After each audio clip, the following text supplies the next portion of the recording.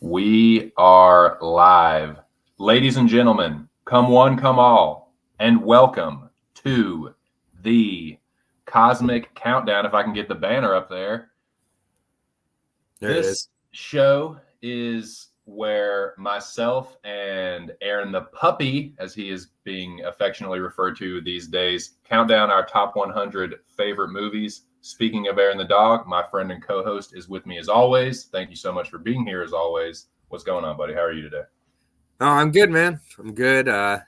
Just chilling, getting slowly back into the MMA game, except not really. But that's okay. It was a good dry run for when I come back next month. Yeah. But, watch some good movies. There's a new Nicolas Cage A24 movie out in Dream Scenario that I got to check out and review. So that was good. And ADP is doing okay today. It's been a week, but this will be definitely a highlight of it. So time to bring it up. Nice, dude. Well, dude, it's good to see the puppy dog, the Phoenix reborn from the ashes. That's right. Slowly. Next month it's birthed, but yeah, slowly getting back into it, starting to watch tape again, and we'll see how much I regret that decision when we get into it, but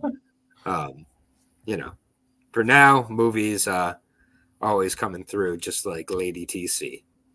Yep, she tends to do that. But yeah, man, I really appreciate you being here, and this countdown has been a lot of fun, and it just keeps getting better, dude. The movies keep getting danker, and like watching them is getting more fun, and yeah, this is just the gift that keeps on giving, and I appreciate you sharing your most beloved with everyone. And so yeah, everyone, if you're new to this channel, please smash the like button, subscribe to the channel, and definitely subscribe to the things that Aaron does in his social media life. That is his channel. He is also a contributor to Why We Love Horror, which is a great channel. If y'all haven't subscribed to that and you like horror, what are you even doing not subbing to that? And that's it. All the social medias down below. So so soon Aaron the Dog channel will be back to producing active content at a pretty good level, but I've only lost like 3 or 4 subscribers in the couple months I've been off, so that's good. Ain't nothing. Nah. I was expecting worse, so that's fine with me. Sorry here, I'm slacking on the producer shit. Well, like I said, thank you to everyone that has joined us. Got 4 people in the chat. Shout out and salute to you guys. Like I said, make sure and smash the like button as you enter the theater. And this week, as you can see, we are talking about number 60 through 56. We are getting closer and closer to the top 50. And Aaron and I were talking about this a little bit backstage. We have punted on 4 movies so far today. And I don't know, dude. I've just been getting a feeling. And when I get the feeling, I get the feeling. I got a feeling that we're going to punt today. So I'm going to see if that comes to be or not. But it just feels like a punting kind of day. And the last time that I felt that way, we did punt. So yeah, it's been a while since we've had a punt. So after starting out the first week with a punt right away. Yeah, dude. So let me make sure. Let me just double check. Make sure I got my avatars up here. Make sure they're in the right order. Yes. Okay. Well, I'm going to kick things off today, boys and girls. And this movie is actually the most recent movie that I watched this week. I watched this movie last night, and it's a really good movie to watch at night. Number 60 is a movie that most people, if not everyone that will come through and watch this stream, being a little presumptuous, but I think damn near everyone has seen this movie.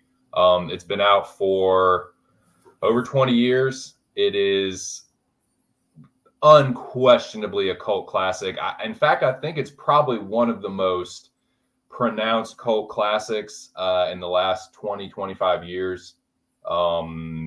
So it will be, I think everyone has seen this movie at least once.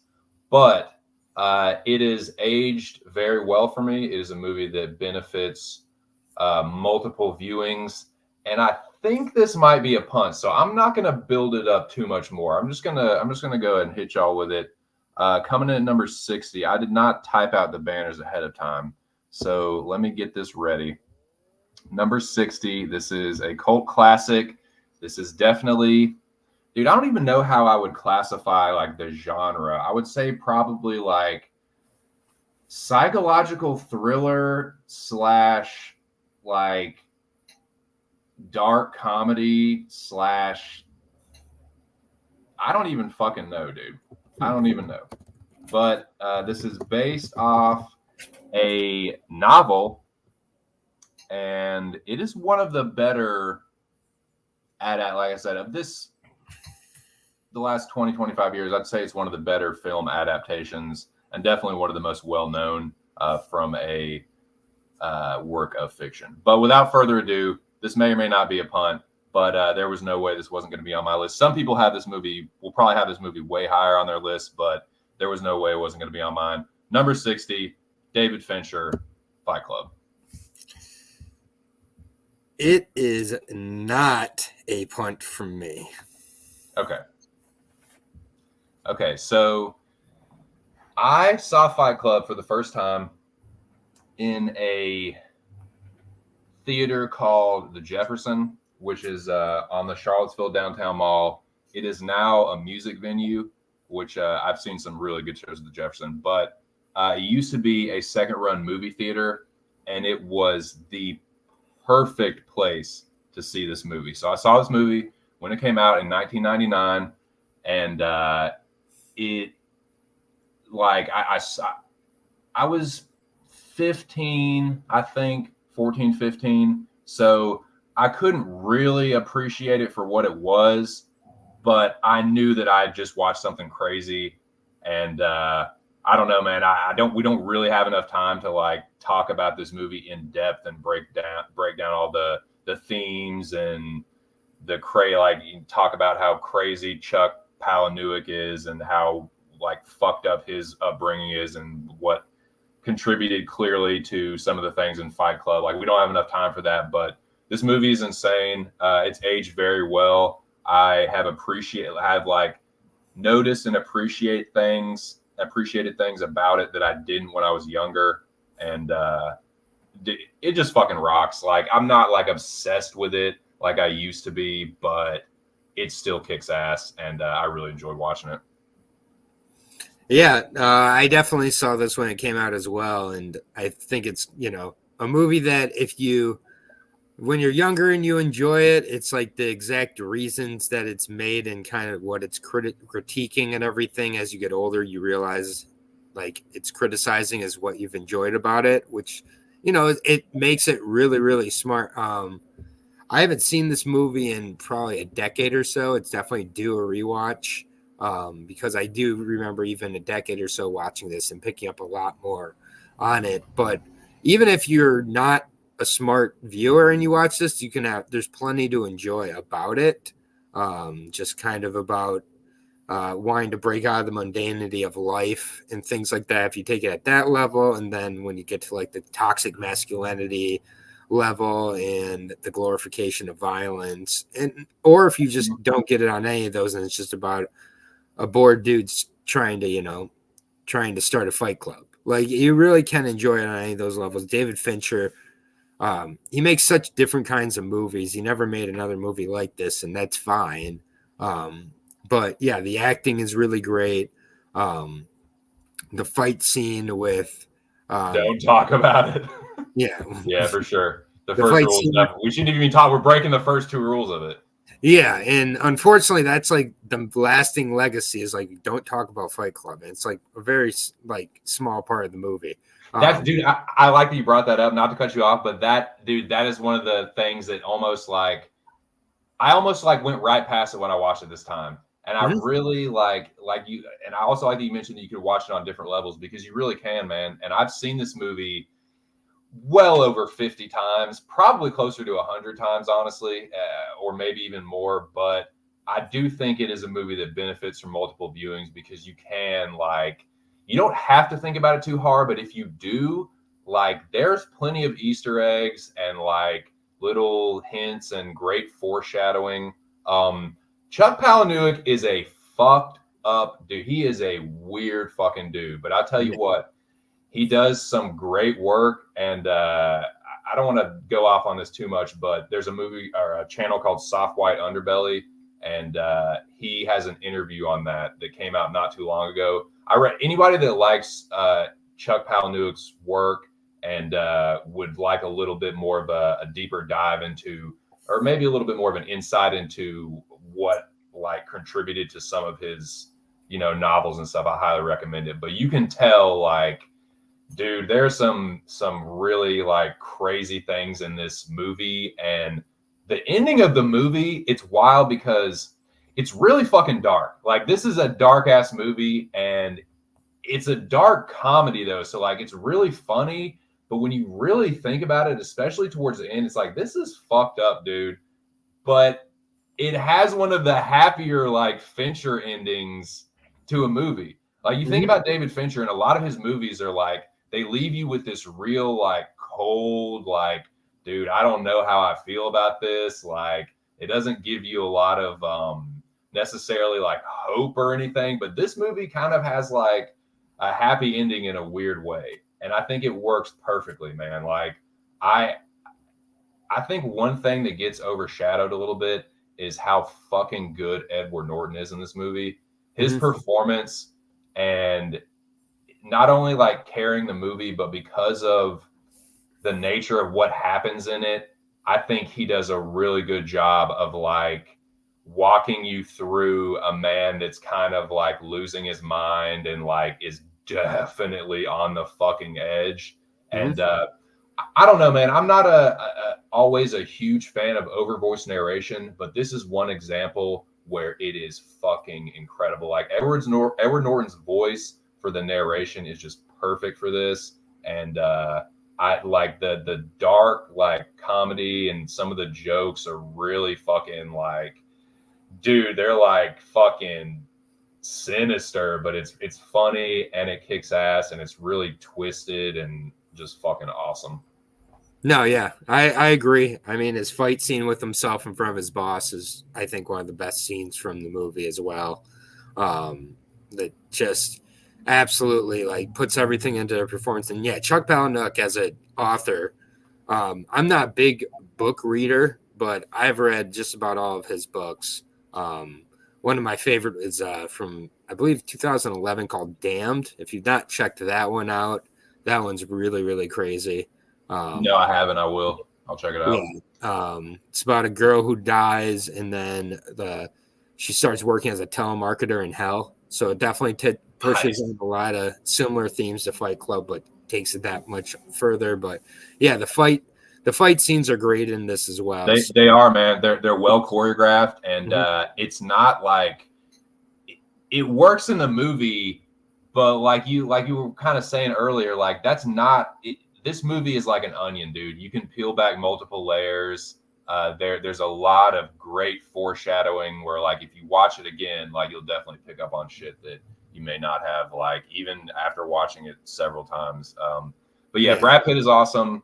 Edward Norton is incredible. Helena Bonham Carter, it really knocks it out of the park too, as Marla, the woman who's kind of caught up in everything.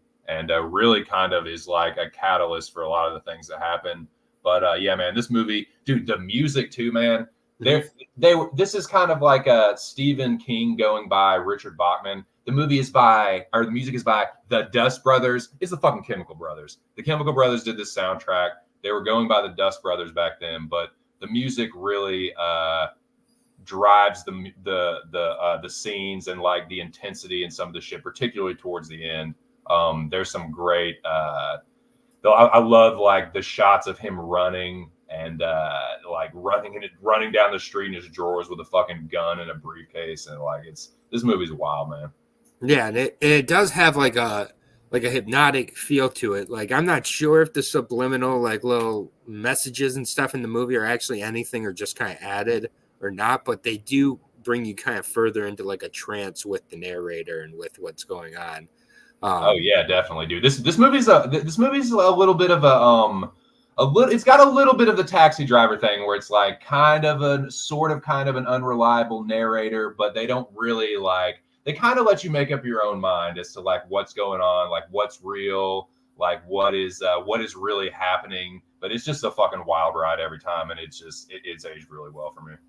Yeah, no, it's definitely one that I'm due a rewatch. I haven't watched it nearly as much as you either, but yeah, it's I mean from what is it from 99? Yeah, Yeah, so 99 was just one of those great years in movies where dude, it really was. so many movies that changed the game came out at the same time, and there was just like a lot of risk in Hollywood at that time that's gone away a lot, unfortunately. So yeah, no, great call.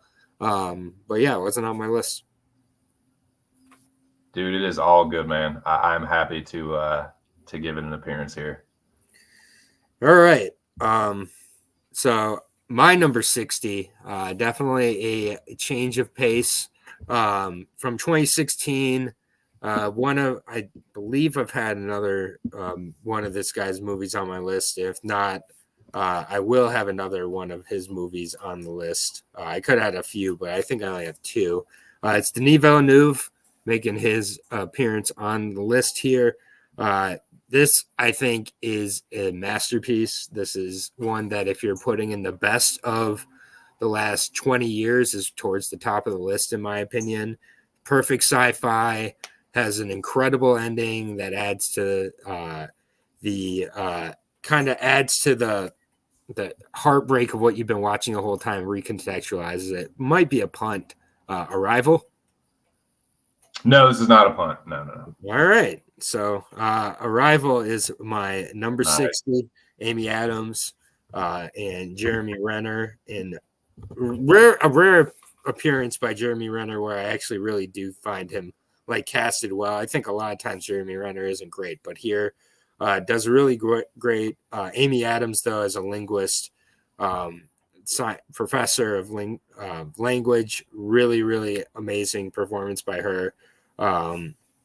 Forrest Whitaker and Michael Stuhlbarg as well put in great performances. And it's just kind of all about how strange of a thing memory is and how much or how little we might understand that in time. I feel like it's like a very realistic alien invasion story where it's not just like lasers and like shooting and everything like that. It's could be a little more complex and deeper than that, and they have to find a way to communicate with these beings that aren't speaking their language at all while these beings are trying to communicate with them. And then the reveal at the end, which I don't want to really spoil if no one's seen it, just like really does add a lot of heartbreak to what you've been watching the whole time, because there's just kind of an inevitability to tragedy in our lives. And this movie, I think, illustrates it in a way that few movies can without feeling so preachy about what ends up being revealed. And then once it's revealed, I think it's on the level of a Sixth Sense level of a twist. It's just a lot more complex and deeper than that. So I think that's why maybe it doesn't get brought up as much, because you can't kind of put into 3 or 4 words like what that means for the story that you've just watched. And it just recontextualizes the entire thing, which I love that when that happens.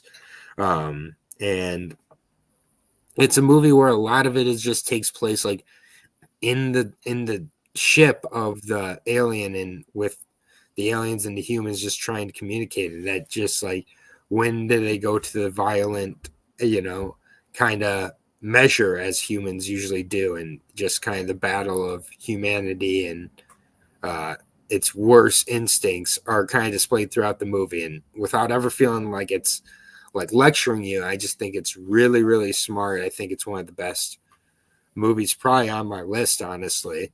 And it is one of my favorites as well. So I don't want to spoil it too much for people who haven't seen it, but it's definitely one you have to pay attention to. It's very cerebral, but also I think has a really genuine core to it that, and like a huge amount of humanity in it. And I just think it's brilliant, for a lack of a better term. I need to watch this one again. I remember watching it and enjoying it definitely. I wasn't really paying attention though for that a movie like that really does require that you give it like you're pretty much Yeah, you can't have your phone out for this movie. Yeah, exactly. And I think that kind of like I need to rewatch it and give it its just due for sure. And the score is, I think, one of the highlights of the movie too. The score is just really, really good. It's just like a beautiful orchestral score, and it adds a lot of emotion to the movie as well. And yeah, I really do think this feels like a 70s movie written today, which is like the best compliment I can give a movie. Doesn't over rely on CGI either. Uses a lot of practical effects and lighting, I think, in a way that a lot of movies today don't. And again, it's one that if you're not really paying attention to, it's going to kind of pass you over and you're not going to realize the hype about it. But I do think this is one that gets hyped for a good reason. And there are like the sound as well is like really great in this movie. The visual effects, there is, a lot of CGI, but it's not overused. And then Johan Johansson does the score for this movie. He's done the score for quite a few of Denis movies. He's also done Mandy, which is one of the best scores of the last 20 years. So this guy has a really kind of great depth of range, and I'm kind of obsessed with memory as well and how strange it is. And I just feel like Stanley Kubrick and Michael Crichton like live inside of Denis Villeneuve's soul at this point. and it's like one of the best compliments I can give him. Yeah, it's good, and the reveal is pretty awesome. I need to watch it again, man, and give it a better viewing, like give it my undivided attention, and like maybe appreciate it a little bit more. Yeah, and I think it's one that will probably go up once I have children or a family of my own, because I just think that ending is just an absolute gut punch already, and I can't even completely relate to it at this point. But yeah, it's one of the. It's like I saw it and I'm like, why didn't I like? I was like, holy shit! Like, why didn't I pay attention like more when I was watching this movie? I was like, I feel like I was like, God, I feel like I just missed something, and it was awesome, but I don't exactly know because I won't really pay fucking attention. Yeah, fair enough. But well, yeah, man, dude, and I love Denis Villeneuve. We punted on Prisoners, but I have a couple more of his films on my list too, so I can't wait to continue talking about the Denis V. Yeah, he's great. I think he's one of the best directors of his generation for sure. So, you want to talk about a change of pace? You want to talk about switching it up a little bit and going completely in the other direction? Let's do that right. Let's do that right now. This is by far my silliest movie of the day. It is not the silliest movie on my list, not even close, but it is very absurd. And whether this is a punt or not, and whether anybody else feels like I do about this movie, like I get if when I reveal this and people are like, oh my God, this is on your list. Like I get it. It's very stupid and silly and ridiculous, and I don't know whether it's aged well or not. Some of it probably hasn't, but it is still just hilarious. Like I was doubled over, particularly one character is on screen, and you'll know what I'm talking about. But this one has been out for a while. It early to mid 2000s, but there was no fucking way that it was not going to be on my list. Originally, dude, I had this movie higher, and it probably could even be a little lower. Like I probably could have had this movie drop like a few weeks back, but it belongs on my list somewhere because I've seen it too many times and I still just like chuckle. a great bit when I watch it. But without me building it up any further, let me just drop it. Coming in at number 59 is, I'm going to go ahead and call it a one-man performance, but it pretty much carries the movie. It's ridiculous. I love it. Rockin' and shocking. True underdog story. I'm here to begin my courtship of you, Aaron. Let's talk about it. I mean, I love this movie. It's not on my list, but I love this movie. Nice, dude.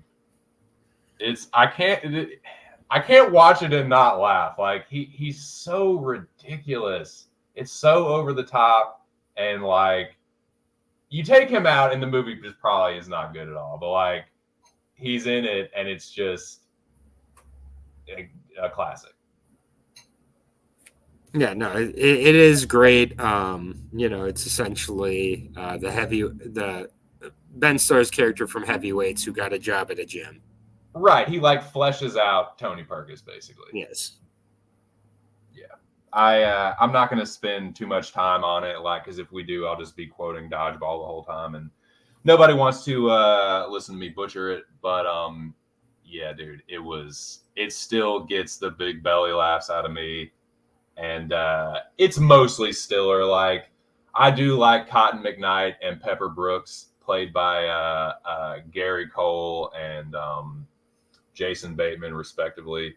Mm-hmm. They're a pretty good team. Definitely ahead of its time in the sportscaster business. But yeah, you get ESPN8, the Ocho, and it's some like, for being a stupid ass sports movie, there's some like decent like sports stuff like towards, like, I like the whole dodgeball tournament. Like, I like the whole, is like, dude, I always wanted to like get a team together and play that shit because it looks so fun. And I liked playing dodgeball back in the day, like back in gym class. Yeah, I played in college because of this movie. Say what? I definitely played in college because of this movie. I was in a dodgeball league in college, and I think this movie is the reason why dodgeball had a little bit of a resurgence back in the early 2000s, I feel like. And yeah, there's just so many great lines.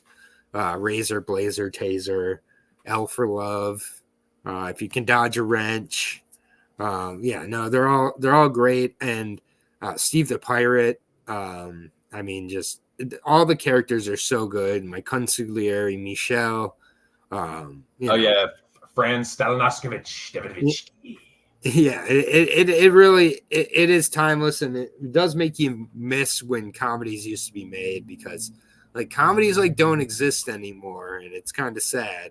And I think they could easily come back with a Dodgeball 2 and people would be all over it also. Like, it's so lowbrow and stupid too. It's like, you're out, Four Eyes, and it's just like, why does that make me laugh so much? Tony loves Chachi.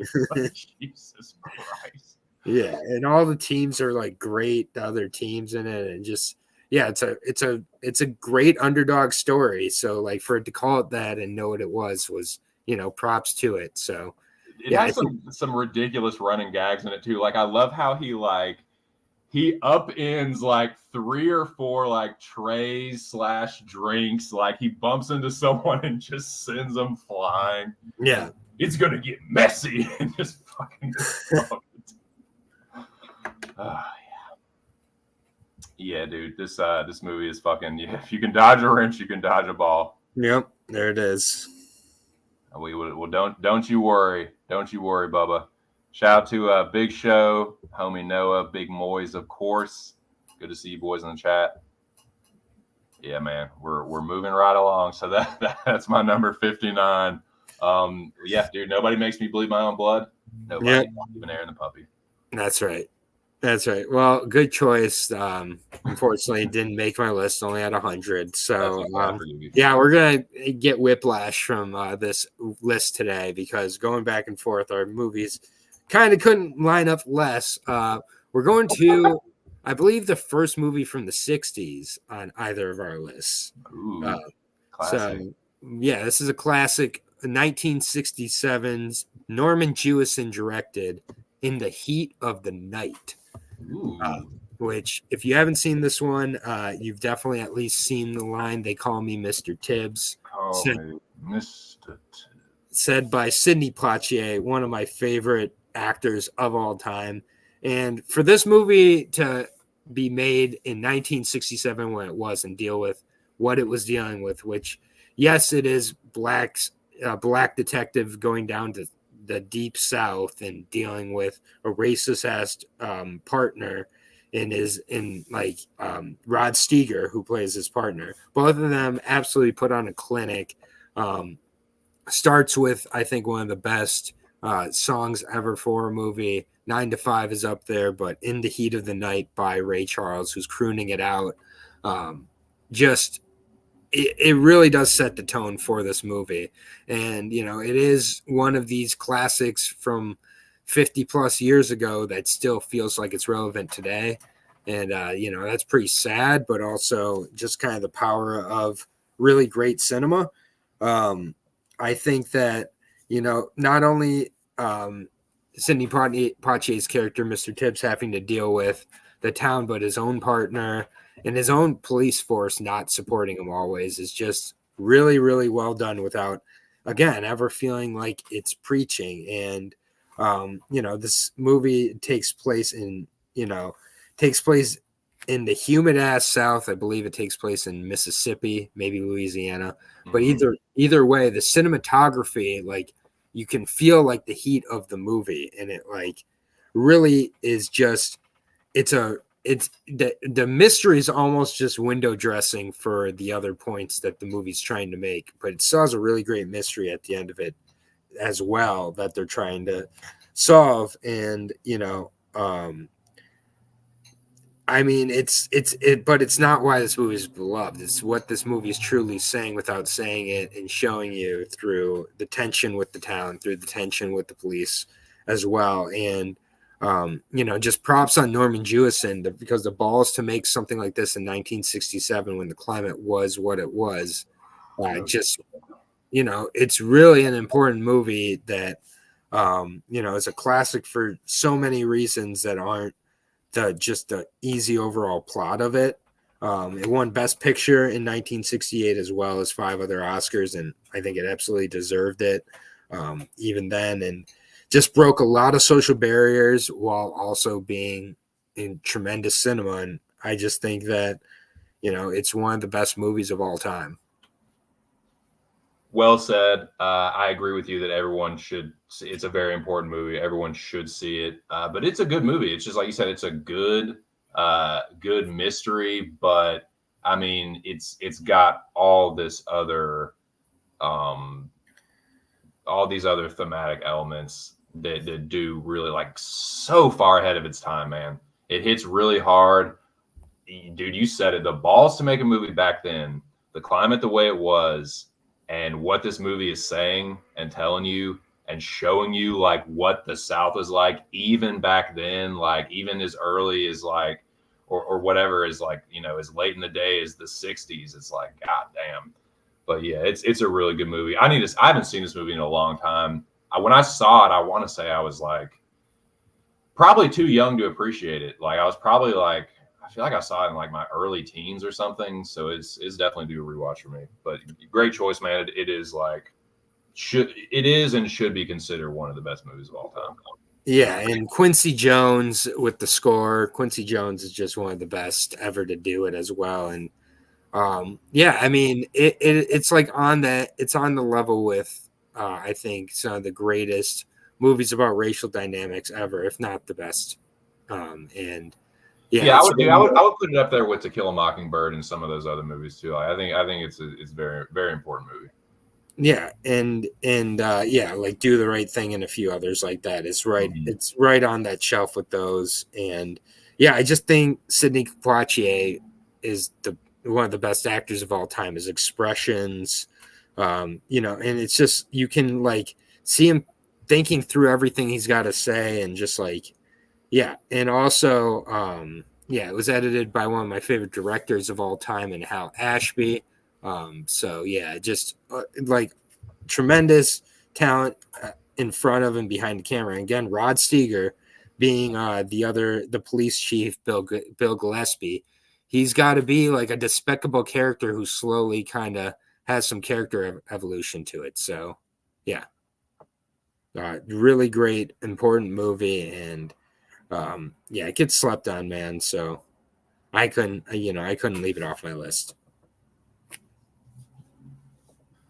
Dude, good call. Yeah, everybody knows that one line, but that makes me want to rewatch it, man, because it's been a long time, and I don't think when I watched it the first time I could appreciate a lot of what I was seeing. So Yeah. good shit, dude. Good stuff. All right, well, my next one. Let me see if it is what I think it is. Yeah, man. Woo! This next one. A lot of people, I mean, most everyone in this chat probably seen this one, or I know you've heard of it. May not have seen it, but it is a Western. It is one of the most well-known Westerns. It's one of my favorite Westerns. I think there might be only one other Western on my list that's higher. This movie could be higher on my list, probably. Probably should, by the end of this, when this is all said and done, I'll probably have wanted to move it up higher, but in any case, it's on the list, and that's what's really important. This movie is universally acclaimed by both audience and critic alike. Like I said, pretty well known, and it's one of my favorites, dude. It's definitely my favorite from this gentleman who is a stalwart of the genre. Talking about Clint Eastwood. We are taking it back to 1992. This is my favorite of his. This is one of, if not the most cold-blooded Western, and it is just so fucking good. I love it. No way it won't gonna be on there. Number 58, Unforgiven. Not on my list. I fucking love this movie, dude. I cannot get enough of it. Every time I watch it, I'm not even a huge Eastwood honk. Like, I like Clint Eastwood movies. I like his Westerns, but this is by far my favorite of his because it's not spaghetti Western. It is, I can't remember if it's called revisionist Western or not, but I think it might be because it's like, it depicts an old West that is closer to what it actually was than a lot of the other Westerns before it. They were kind of like glorifying the gunfighter and like the badass or whatever. This is the one that really strips it down and is like, this dude is not a good dude. Like, this guy has done some horrible shit, and I love the slow build up because the whole time, and anyone that hasn't seen this, without any spoilers, Unforgiven is basically Clint Eastwood plays a retired, I don't even call him a gunfighter. He's a retired criminal, basically. Like they say in the opening titles, thief and murderer, and a man of intemperate disposition. Just not a good dude. But he marries, and his wife, cures him of the wickedness and drinking, and he settles down, and they have kids, and he's just making an honest living as a farmer. And here comes this kid riding up. It's most of the movie takes place in and around the town of Big Whiskey, Wyoming, which is, kind of where the story starts. It's like a small old West town, and like basically, long story short, a whore gets cut up. The sheriff, played by Gene Hackman, who does an incredible job as Little Bill Daggett. You want to talk about like built up aggression in like acting, like he does a really good job of just being this, like, he seems like a nice guy, but he's really a fucking like piece of shit and a lunatic. And he basically doesn't do shit about it. And so they gather up money and they like put out a bounty for anyone that will come kill these cowboys. And this kid, strolls up to Clint Eastwood's place and basically wants him to come with him. He's like, I heard you were this old badass, come with me. But the movie itself is really about the nature of violence and what violence does to people that inflict it over years and years, and like what like it really strips down the entire Western genre into a really like cold-blooded. The ending is so badass, but like the reveal of like him and what he was really like and what he did, and like the shit. I'm trying to keep it spoiler free, like the shit that happens with the kid, and like it's awesome, man. Morgan Freeman is really good, and he plays Clint Eastwood's old buddy Ned Logan, and he's all. I mean, Morgan Freeman always knocks it out of the park, but this is one of Eastwood's best performances, and you again, I'm not trying to spoil anything, but his like, I won't even say it's a journey. It's just kind of like an old like scumbag at the end of the road trying to like, you know, get this one last job, get this money for his kids, and he kind of gets revealed to be the like the monster that he is. It's fucking it's super cold blooded, and I fucking love it to death.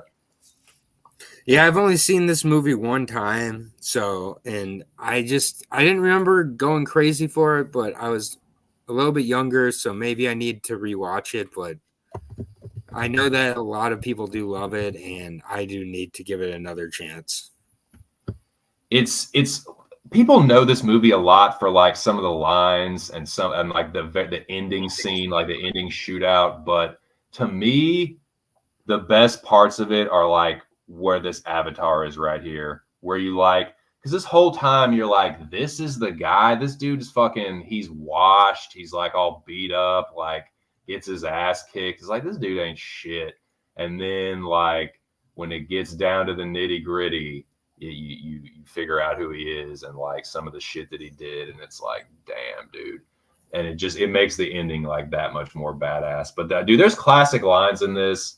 Gene Hackman gives a tour de force performance. I'm pretty sure, I know he got nominated. I'm pretty sure he might have won the Oscar too. But this won Best Picture in 1992. Eastwood won Best Director, I'm pretty sure.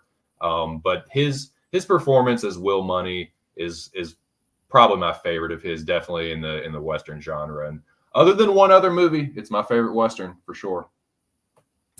Yeah, no, I'll definitely rewatch it at some point, but I don't have much to add to that. Right on. Say in the chat. I don't think Wesley Snipes is in it. Plop. Is Wesley Snipes in it? No, dude. I think he's in the second one, Unforgiven 2. Yeah. No, you might be thinking of Undisputed or something. Yeah, but Wesley Snipes not making an appearance. Undisputed Blood and Bone. But nah, that's my number 58 though. All right. Well, we'll continue the whiplash. Going back to the 2010s here with 2018's Sorry to Bother You, Boots Riley's directorial debut. Have you seen this movie? No, I haven't even heard of it. So Sorry to Bother You is beyond surreal. It is, I think, one of the most surreal movies I've ever seen in my life, starring Lakeith Stanfield and Tessa Thompson. Really great movie. It's basically in an alternate present day Oakland when a guy named Cassius Green, which is said for a reason, becomes a telemarketer and discovers the magical key to success, which is using his white voice. So when he's on the phone with his with what you can tell is a white client, he all of a sudden talks like this. And he learns that from Danny Glover early in the movie. And then he starts to get a ton of success.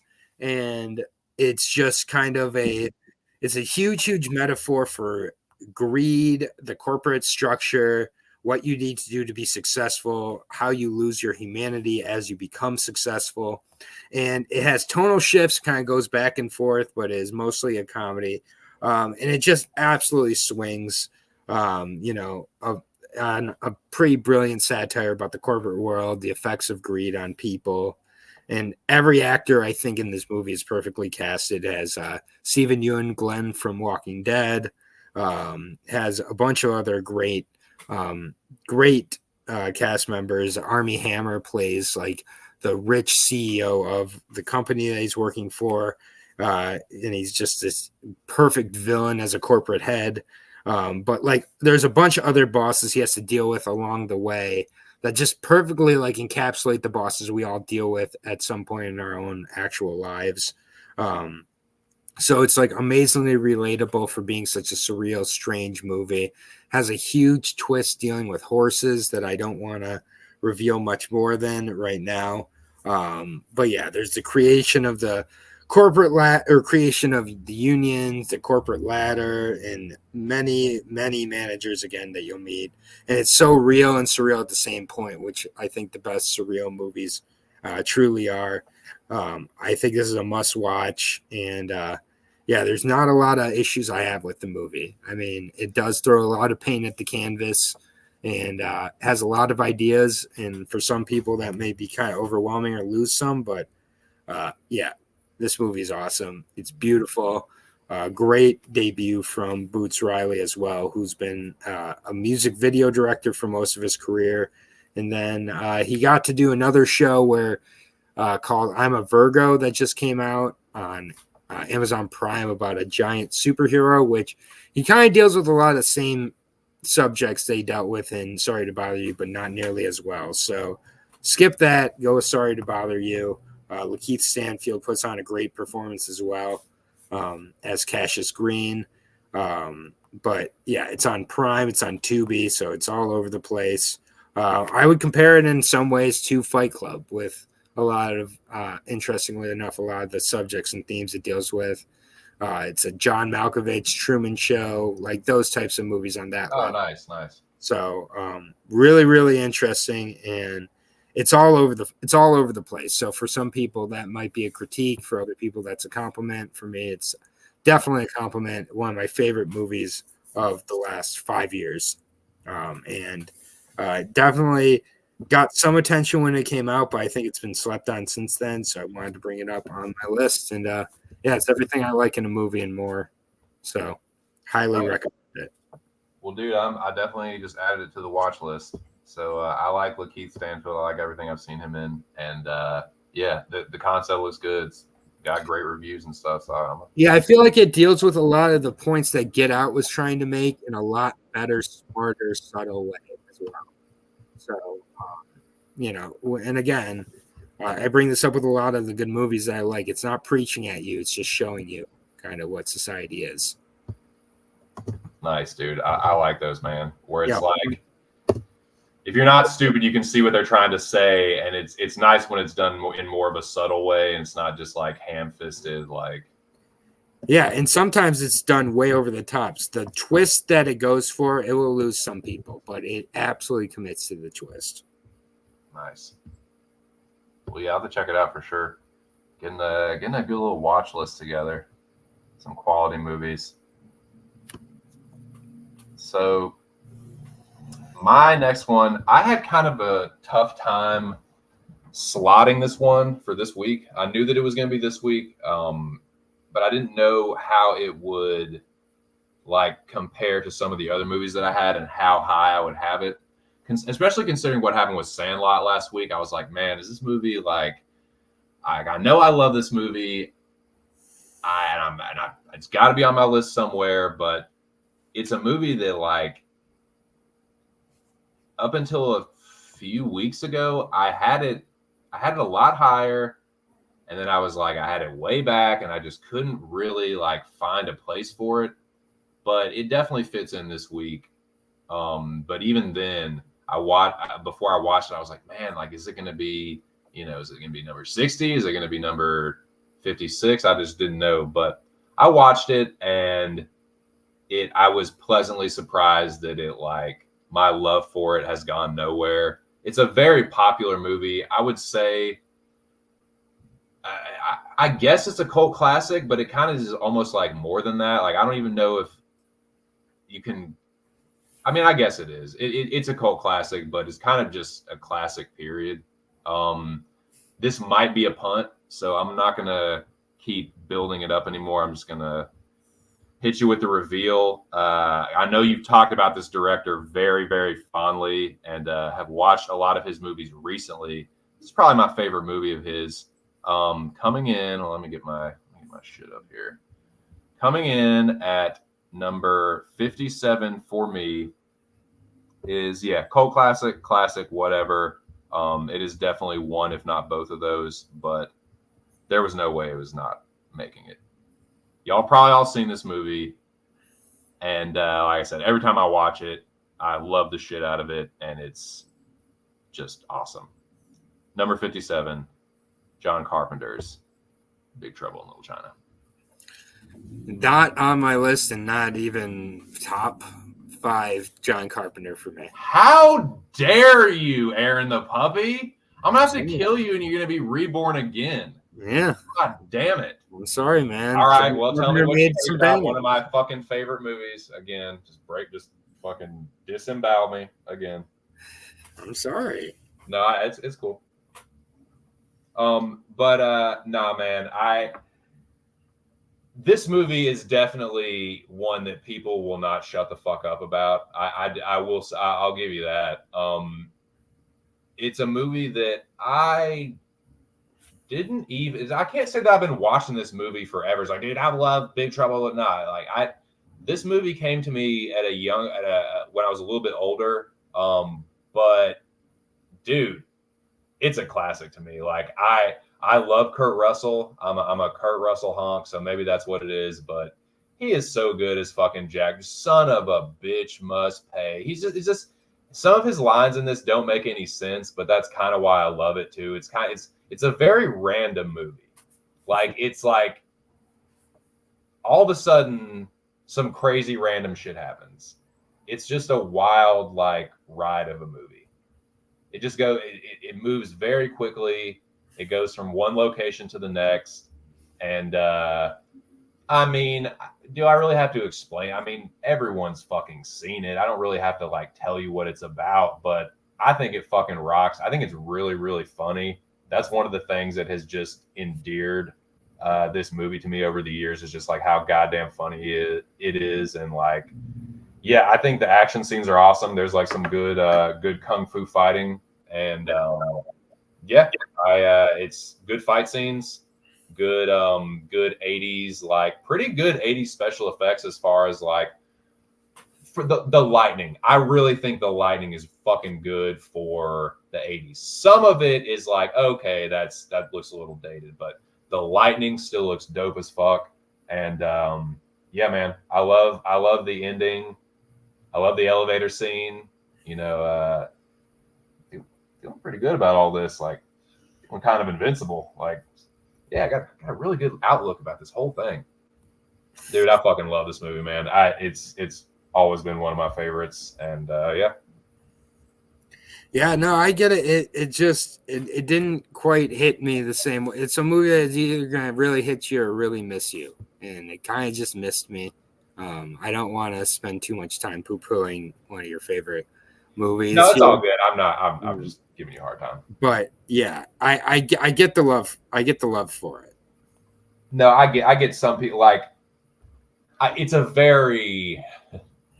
I can understand that, the polarization. Some people love this movie. Some people have this movie in top 25. My brother would have this movie a lot higher than me. But I love it, man. I just, it's a good time every time I watch it, and this time was no exception. It was still a good time on the Pork Chop Express, and Yeah, fair enough. I mean, in my defense, John Carpenter has a lot of great movies. So, and I certainly understand that. The thing, John Carpenter has a ton of movies, dude. So, this is one of the more popular ones of his catalog. But, dude, I like action movies. I like martial arts movies. I love Kurt Russell. I can't remember the actor's name, but the dude that plays Egg Chin, he's the grandfather in Three Ninjas. He is fucking awesome, dude. And James Hong as Lupin. Egg Chin, little bastard sorcerer. Dude, I fucking love this movie, man. But yeah, we can press on. But no, that's fair enough. Fair enough. So my 57 is again, we're going back and forth here. Another 2018 movie. So I have two 2018 movies back to back here. I think 2018 was a super underrated year for movies. This is by director Alex Garland. It is a sci-fi masterpiece that somehow has gotten lost in the sauce over the last 5 years. Maybe partially because Alex Garland made Men, which a lot of people hated. But it's called Annihilation. Have you seen Annihilation? I have seen Annihilation. It is awesome, but I do need to watch it again. Yeah, this movie is great. Speaking of John Carpenter, it gives me Thing vibes big time, with a small group of scientists getting kind of trapped or lost in a different world. This different world being called the Shimmer, which the Shimmer is a place where all the laws of nature don't exist, but everything from our world exists just in a totally different way.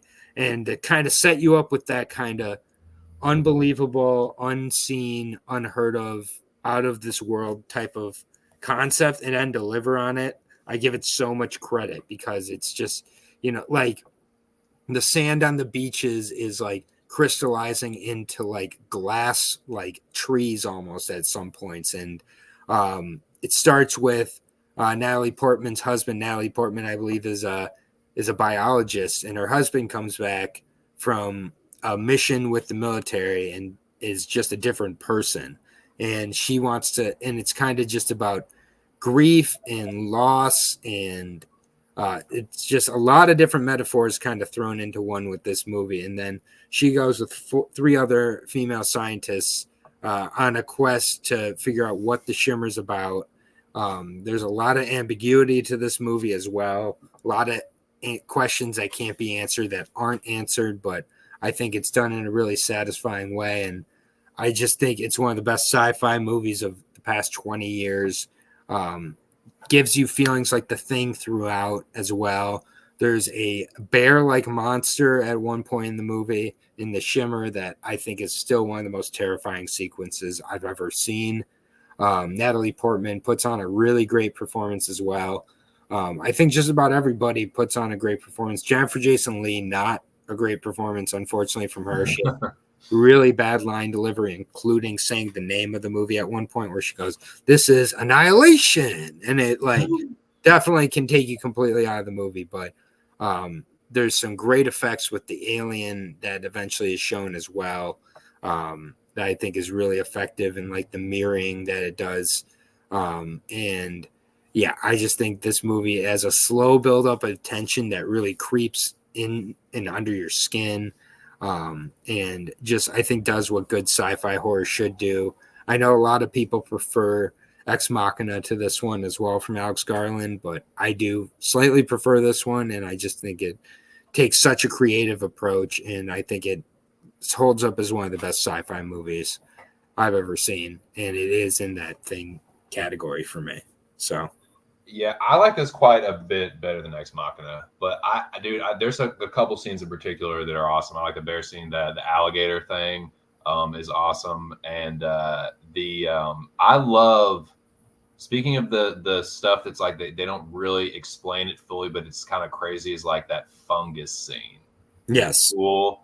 I love that. That's really a creepy scene, and it just I would definitely say it's one of the better sci-fi movies in recent years. Good like original story. Yeah, and the book's also really great. It's based on 3 books, and the books are very different, but yeah, it's still, I think the Shimmer, the way it's set up and how it's presented and everything, it sets up to be a hard hurdle to clear, and I think it really does create an iconic sci-fi concept that isn't talked about enough. Have you read the books? Is it like, does it cover all 3 of them, or is it like the? Yeah, this one does go into most of the first half of the 2, at least. Nice. Yeah, good call, man. I need to watch this one again. Another one, like I've seen it, I liked it, but I need to watch it again. Yeah. Underrated, in my opinion. Yeah, one of the better. I'm not a huge Natalie Portman donk, but this is one of her better performances in recent years. So she has a new movie on Netflix right now called May December with Julianne Moore, and holy shit, one of the most fucked up movies I've seen all year. That's all I'm gonna say about that. It deals with a couple who is having a movie made about them, but the couple started when the kid was 13 and she was in her 30s, and then she went to jail, had a kid while in jail, and then they stayed a couple after she got out of jail for statutory rape. And Natalie Portman plays an actress who's playing the woman played by Julianne Moore, and they absolutely kill it. Seriously, one of the most fucked up movies I've seen all year, and was not expecting that. But called May December on Netflix right now. Would you recommend this? High recommendation. Got 5 stars from it. And was not expecting to like it, but it deals with a really uncomfortable subject matter. But the performances of everybody in it makes it feel like such an unbelievable story. It makes it feel real, and yeah, it's really, really good, and I think one of the best Natalie Portman performances ever. So, yeah, and and by a director, Todd Haynes, who's had some really good movies. He did. I don't know if you've ever seen Safe with Julianne Moore from 1995, but that's a really great movie about like a pandemic that hits definitely differently after COVID. But yeah, he kills it, and yeah, amazing movie. Nice. So I think last week. Well, shit. Let me add it to the damn list. Getting some good ones, dude. Well, yeah, Annihilation, really, really great. I think it deserves to be one of those sci-fi movies that's talked about for 20, 30 years, and it seems like it's falling into cracks a little bit. Yeah, I need to watch it again because I did enjoy it, and I remember being like refreshingly like. Sorry, yeah, it was a refreshing like movie in a genre where like I feel like especially at that time it had kind of been like it kind of gotten stale a little bit, and that's definitely one of the better ones. Like the last one, it was like 2014, right? 2018. 2018, excuse me. Nice. Cool. Well, my number 56. This is a pretty well-known movie. It's been out for a long time. It came out. It's been over 30 years. So this movie has been out for a long time. This director is very well known. The actor is probably even more well known. Bit of a different role for this actor.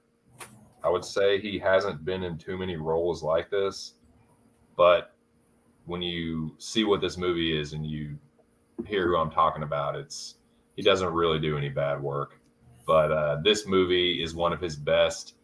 This is my favorite movie by this director.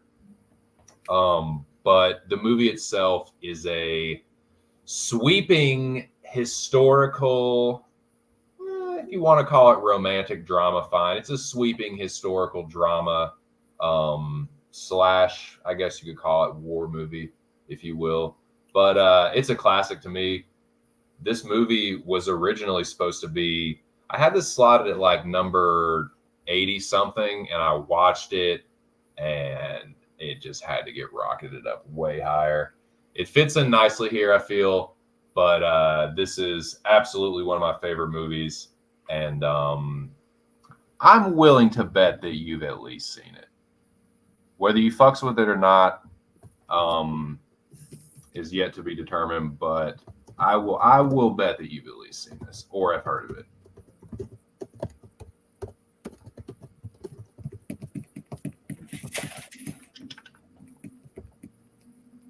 All right, coming in at number 56. I believe the year, if I'm not mistaken, is 1992, I think. I think it's 1992. In any case, I fucking love this movie. It rocks, and definitely deserves a spot on the list. Last of the Mohicans. Oh, yeah. Classic. Not on my list, but absolute classic. One of the best scores ever. And yeah, Daniel Day-Lewis killing it. Literally. Dude, yeah. I love this movie. Everyone knows it for the music, particularly the part at the end.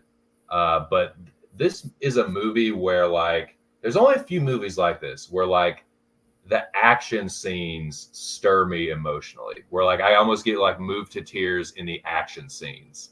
And there's like not too many movies that do that. Like this is just beautifully shot by Michael Mann.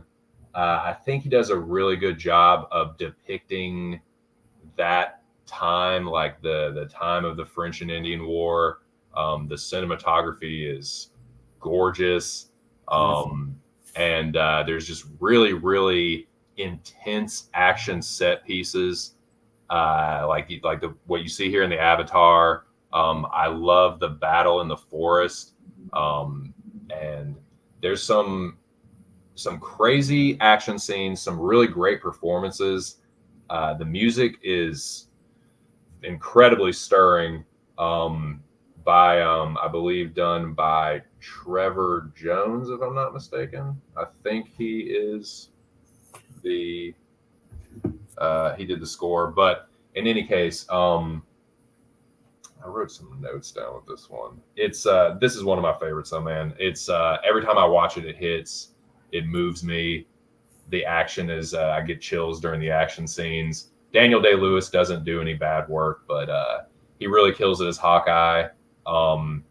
Dude, Wes Studi as Magua. You want to talk about cold-blooded? He is one of the most cold-blooded villains in cinematic. I'll say in cinematic history. He is fucking ruthless in this movie, dude, and he's a badass too. Let me because I wrote down the guys' names. Some people like will see this or see like the poster for this and mistakenly think like Daniel Day-Lewis is not the Last of the Mohicans. No. The Last of the Mohicans is Daniel Day-Lewis's adopted father. He's he's the adopted son of the Last of the Mohicans. So I think that's some people kind of get confused by that, but yeah, it's Magua's performance, these action set pieces. Yeah, it was Trevor Jones. Yeah, and Brad Edelman as well. There's two composers. Yeah, that they did an incredible job. The Native American battle scenes, like I think that's some of the best in cinema history. It's like the way that Mann shoots these scenes. They're long shots, but it's a good combo of like chaos and then some clearly visible fight sequences. There's there's long shots, there's quick cuts. It goes in and out of slow-mo really, really well. And it all kind of blends together seamlessly into these awesome, like historical battle scenes. With the music, it's like it's like a visual symphony. And it's incredible, man. Like I love watching this movie. It hits for me every time. It's got some romance in it too. Like Madeline Stowe does a good job as like, you know, the woman who's caught up in all this shit. And like, yeah, they do a good job of the, you know, little character development, and they build the relationships between Hawkeye and Uncas and Chingachgook with the basically like Colonel Monroe's daughters, and they're basically like a party that goes together through this whole movie. But man, I fucking love this. I love Last of the Mohicans. Yeah, the fighting really is just like choreographed like a dance scene nearly. Like it feels like dancing is, but in a very like good way, if that sounds like then.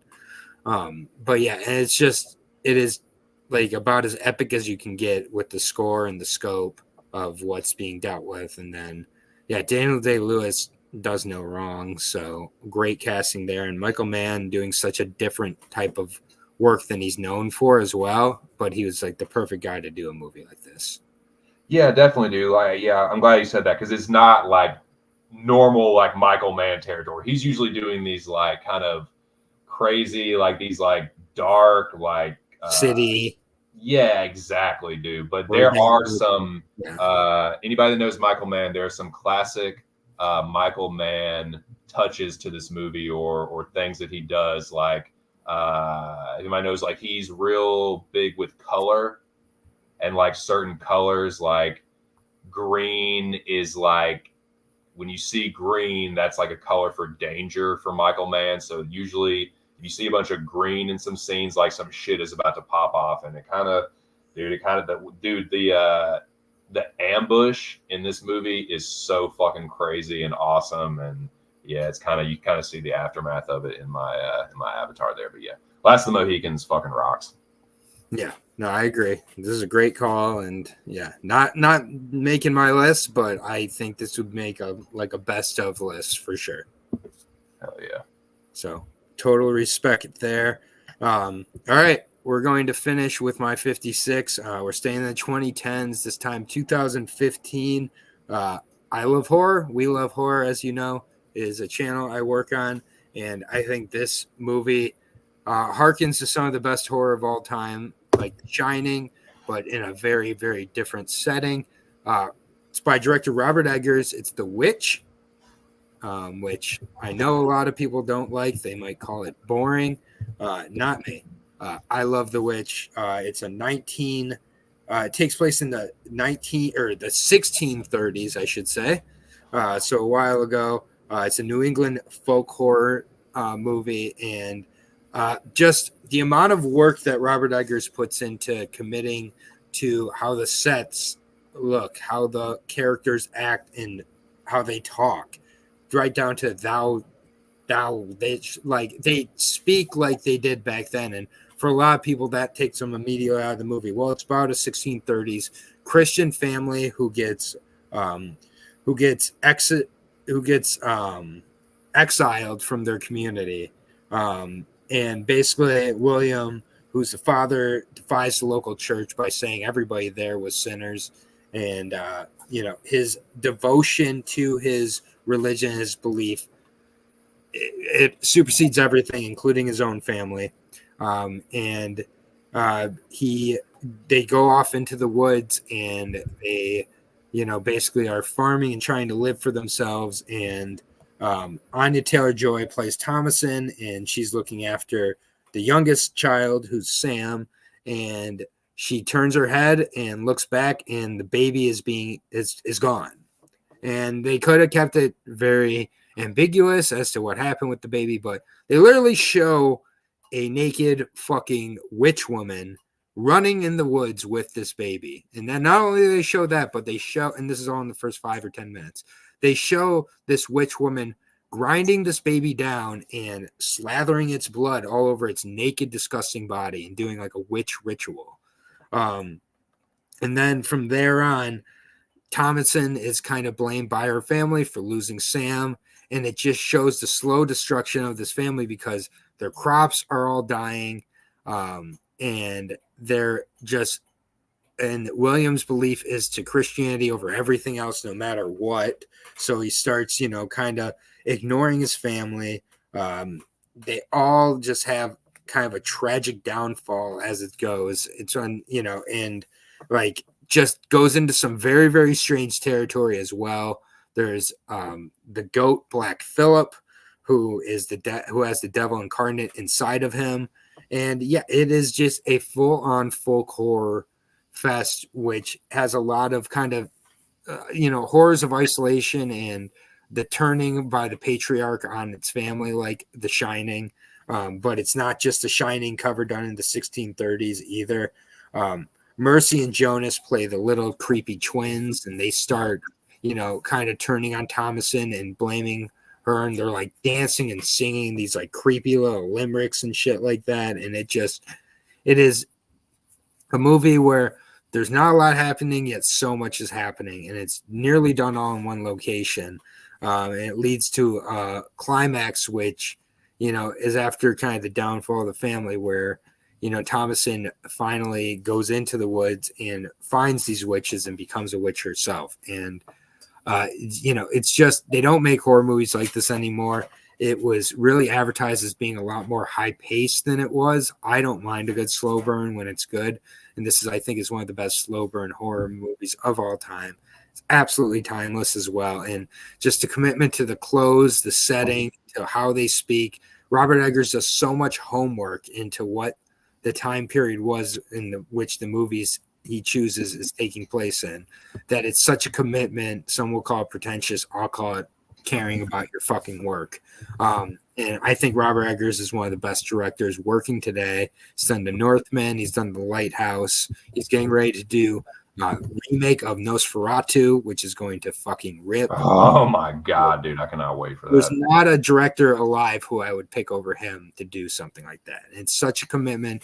I love folk horror, as I pointed out with The Wicker Man earlier in my list, and others. And I think this is just one of the best ever to do it. And The Witch, it's so basic, but it's so well done. And there's just nothing like it. And once you kind of know the outcome of it, going back and watching it, it's such a tragic kind of downfall of this entire family unit that it adds another layer to it that maybe makes it better than the first watch. So I get it. This is, one of the first movies from A24 and one of the first ones where people saw the trailer and they're like, oh, I can't wait for some spooky witch shit. And there is spooky witch shit, but it's the aftermath of it that's truly the horror of this movie. And for a lot of people, they just, I think, didn't get it. Other people really do get it. This is just an all-time classic. Dude, for such a critically acclaimed movie, this movie is way overhated. Way overhated. It's crazy. I think it's really disturbing. It really gets under my skin. I actually don't like. It's good. I just don't like it because it really it's disturbing to watch. Like I don't like. It's a movie that I'm just like, okay, I'm glad when it's over because it's freaky. Like it's like I said, Anya Taylor-Joy is incredible. I loved her in The Northman as well as Olga of the Birch Forest. The Northman is my shit. That was one of my favorite movies last year. But yeah, man, The Witch is awesome. It really Ralph Ineson playing William. Oh, he's so good, man. So good as that like here, as that here's Johnny, shining character yeah, in the 1630s. He's a good actor, man. Like old Chris Finch from the British Office. But yeah, he's really good in it too, man. This is great shout. The goat Philip, dude, that shit is Black so Phillip, good, man. Like One it's of the best animal actors of all time.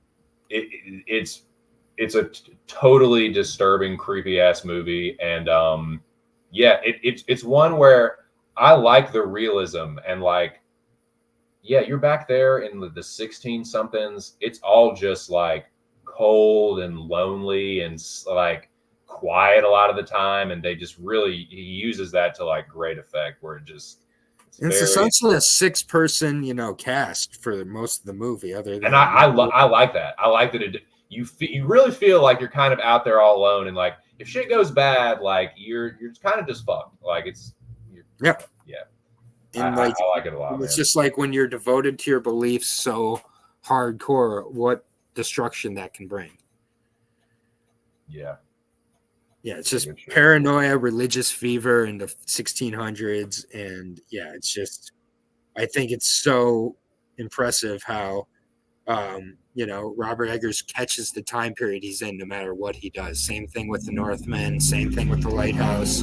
Going to be the same thing with Nosferatu. Yeah, I can't wait for Nosferatu, man. That's a dude. This isn't on my list, but and I'm not trying to spoil anything. It's on yours, but dude, Shadow of the Vampire. I actually love Shadow of the Vampire. I like that a lot, man. With Willem Dafoe. Yeah, and, great. I can't wait to see. I like that character Nosferatu, like Count Orlok or whatever. I cannot wait to see what Eggers does with it because I know it's going to be something really fucking creepy. I agree. Good shit, man. Yeah, man. Well, that does it for the list today, boys and girls. But yeah, if there's any other, I know you mentioned May, December. If there's any other movies or anything that are. So one other one, it's a little bit harder to find. I had to watch it on my Plex account, but I'm a huge fan of found footage horror movies, particularly. And I know not everybody is. I love Blair Witch Project. That's not my recommendation. Dude, I fucking love Blair Witch Project. Blair Witch Project, just really quick, my theory on that movie is there's no supernatural element to it at all. And those two guys were just bringing that girl out there to make her go crazy and then kill her.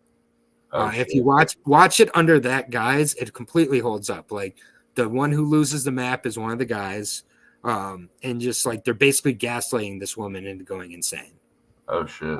Yeah, so rewatch it as that, and it grounds it completely and makes it even better, honestly. And just the whole thing is set up to make this woman go crazy and then kill her. But I watched a found footage movie last night. I am always looking for more kind of underrated found footage, and most found footage is underrated because so many people kind of hate the genre because of a few bad apples, I think. I think there's a lot of really great found footage that can be done when it's done right. And I watched one last night, which I don't want to give away the twist, obviously, but it's from 2014. And it's about two best friends who go to Europe once they find out one of them has like a brain aneurysm that's going to eventually basically kill them. It's about two best friends who go to Europe, and it's called Afflicted from 2014. And has a really, really, really good twist to it that it's better off not knowing what it is going in. But if you can find this movie or if you can find a torrent of it, I don't think it's really playing on any like Tubi or anything like that. But yeah, and Blair Witch, and also Blair Witch, the newer one, the Blair Witch from 2016, also not bad, by Adam Wingard. It's overhated, but not a bad one. It's just not. But yeah, Afflicted. It's honestly one of the best found footage movies I've ever seen, and I'm a huge fan of the found footage genre. I have not heard this one brought up really at all, maybe because you can't really see it many places, but if you can find a torrent of it or something, where there's a will, there's a website. So Afflicted, I highly recommend. And then May December is on Netflix right now. And you'll look at May December and you'll be like, oh, this isn't the type of movie I'll like. It looks like some Lifetime shit. No, not at all, man. It is a great, great movie, extremely layered as well, and deals with a really difficult subject matter in grooming, where it's not over sensationalized, and it really shows kind of the bigger picture of the effects that has on people throughout time. And yeah, both those movies are great, very different movies. And then Dream Scenario, which is in theaters right now. Nicolas Cage appearing in everybody's dreams. Big thumbs up from me. A24. Yeah, Nice. So it's in theaters if you want to make it out to theaters. Okay, hell yeah. Let me add this for sure, dude. Yeah, I'm a sucker for Cage. I can't lie and say that I like every like bad movie that he's in, but I get it. I like just about every movie that Nicolas Cage is in. I won't lie. Well, I definitely won't judge you for that. I can't hate on some Nicolas Cage love. He's just too good for that. Dream Scenario. And after you see Dream Scenario, you can go watch the Why We Love Horror, where we talk about Dream Scenario this past week, because it is an existential horror movie. Oh, nice. Nice. I couldn't tell. Like it looked kind of just like a. The trailer makes it look like just a yuck comedy, and it's fortunately much more deep and layered and interesting than just being like, how funny would it be if Nicolas Cage showed up in all your dreams? Huh? Like I really think it's like it reminds me of like a Charlie Kaufman movie, honestly. I was gonna say I'm getting like Being John Malkovich vibes a little bit. Yeah, Being John Malkovich. Another one that's on Netflix. I'm thinking of Ending Things, which he directed, which is really just good, cringy existential horror. Nice, dude. Well, I'm trying to think if I've seen anything recently that I could recommend. I've really just been on some TV shows. I'm not like the biggest anime guy, but I started watching One Piece, the anime One Piece. And I've heard good things. It's been very enjoyable, man. It's like it's one of the shows where the silly over the top like weeaboo humor is actually not as annoying as it usually is for me. Because like I like shows like Bleach, but I have to fast forward through a lot of the like bullshit and just get right to the fight scenes. But with this one, it kind of works. Like the pirate thing kind of some of the silliness actually is kind of like funny a little bit. So that's tolerable, but the action is awesome, man. Like I've really been enjoying watching One Piece. It's on Netflix, and there's a live.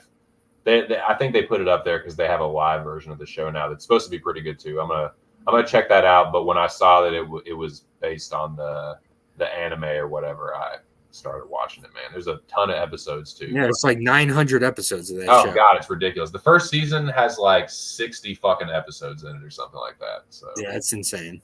yeah, but it's been good. They're nice, short, like little 20-minute episodes, and just boom over. But yeah, that's about all I can recommend. And yeah, that's about all I got. If you anything else that you want to plug or remind people of or anything, the floor is yours, my friend. No, a little over a month until I'm back on MMA, talking MMA with you over on my channel. So Aaron the Dog MMA and movie trivia also will be making its debut on Aaron the Dog's channel in 2024 with the TLU Trivia League Unlimited. We've got singles, we've got teams. So yeah, the channel will be coming back to life. We're on our march to 1,000 when I get back there, right around 800. So, yeah, other than that, man, be back next week talking movies with you. Fuck yeah, man. I cannot wait. Yeah, thank you to everyone that came through. I appreciate y'all all coming through and talking movies. Make sure y'all smash the like button on your way out of the theater. And we definitely hope to see you next week, man. But, Aaron, thank you again. And, yeah, this was good shit. And very much looking forward to the next one. For Aaron the Puppy, this is 2 cents. Oh, yeah, man. Y'all have a good one. Appreciate it. Smash the like button. We'll catch y'all next time. Peace. Peace.